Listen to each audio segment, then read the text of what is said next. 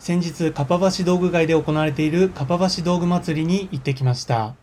今年2019年は10月8日から14日まで、天候の懸念がありますが、ホームページで状況をチェックして行ってみてはいかがでしょうか。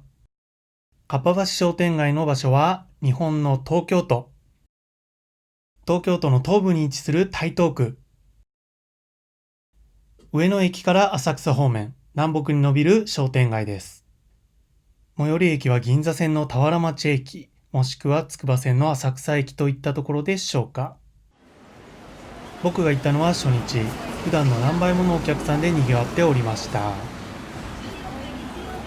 お店によっては道具祭り限定セールや限定商品も置いてあり、見どころ満載です。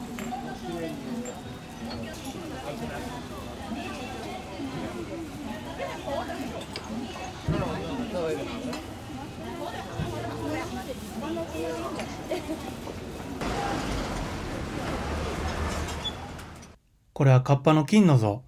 商店街の中心部にあるので皆さんぜひ行ってみてください。道具祭り限定のセールをやっているところもたくさんあります。これは水溜りボンドさんがやってた食品サンプルのチャーハンですね。いろいろな専門店があって一日中いても飽きません。ここは商店街北に位置する障害学習センター。例年だとここにステージが立っていろいろな催し事が行われておりました。